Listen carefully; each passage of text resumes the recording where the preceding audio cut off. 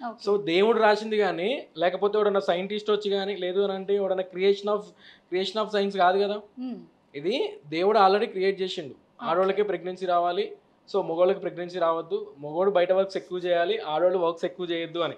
So, ఇక్కడ కొంతమంది అమ్మాయిలు ఎట్లుంటారంటే, నేను నాకు సొంత కాళ్ళ మీద నేనుండాలి. అవును. సో, నేను ఇంట్లో వాళ్ళ మీద గానీ, లేదు హస్బెండ్ మీద గానీ, నేను డిపెండ్ అవ్వడం నాకు ఇష్టం లేదు అని ఉంటారు. హ్మ్. సో, ఇట్లాంటి మీరన్న ప్రాబ్లమ్స్ అన్నీ ఎవరికొస్తాయనంటే అట్లా మీలాంటోళ్ళకి. సో, మాలాంటోళ్ళు మీది అంటే మీకు చెప్తున్నారు చాలా కాబట్టి, మంది సో, ఆడపిల్లలు ఫేస్ ఇట్లాంటి చేస్తుంది. డిపెండెంట్ ఏదైతే నార్మల్‌గా ఎవరైతే నా మీద నేను బతకాలి అనుకున్న పర్సన్స్‌కే హ్మ్. ఇట్లాంటివి వస్తూ ఉంటాయన్నమాట. హ్మ్. సో, కొంతమంది ఏంది అనంటే, అరే పోనీలే అని చెప్పి అడ్జస్ట్ అయిపోతూ ఉంటారు. మా సార్ అమ్మ ఇప్పుడు పంపదు, మా అయ్య పంపదు. చెప్పాలంటే ఇప్పుడు కొంతమంది పెళ్ళైన ఆడవాళ్ళు ఉన్నారు.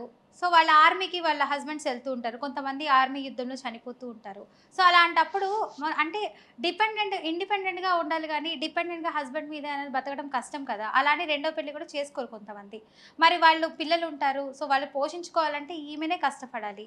సో, అలాంటప్పుడు ఇండిపెండెంట్‌గానే ఉండాలి. చదువు అన్నది ఇంపార్టెంట్ కదా సార్! సో, అలాంటి సీ చదువుని కూడా చదవనివ్వట్లేదు. మేడం ఇక్కడ ఏంది అనంటే అట్ ప్రెజెంట్ చదువు అనే దానికంటే ఇది ఇంపార్టెంట్ అనమాట. హ్మ్. సో చాలా సిచ్యువేషన్స్‌లో మనం చూసుకుంటే ఎవరైతే ప్రాపర్‌గా స్టడీ లేనోడే ఇవాళ రేపు గట్టి పొజిషన్‌లో సెట్ అయిపోతూ ఉన్నాడు. హ్మ్.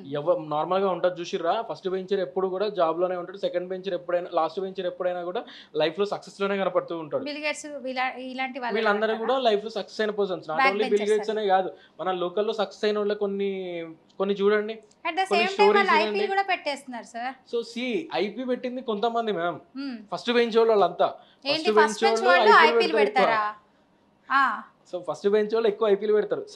లాస్ట్ బెంచోళ్ళు ఎట్లుంటదంటే ఎట్ ద ఎండ్ వరకు హ్మ్. కింగ్ లాగే ఉంటారనమాట. ఓకే. నార్మల్‌గా మనం చూసుకుంటే. హ్మ్. ఐ థింక్ మీరు ఫస్ట్ బెంచ్ కావచ్చు. అందుకే అంత ఘనంగా మీరు ఫస్ట్ బెంచ్ అన్నట్లే చెప్తూ ఉన్నారు. ఆ! సపోర్ట్ అటు చేసి. తిరిగి, ఇటు తిరిగి నా మీదే పంచ్ మళ్ళీ. ఆ! సో నేనేం చెప్తున్నా అంటే మ్యామ్ నేను మిడిల్ నార్మల్‌గా బెంచ్ అండి. ఫస్ట్ బెంచ్ అయితే నేను కాదు. So okay.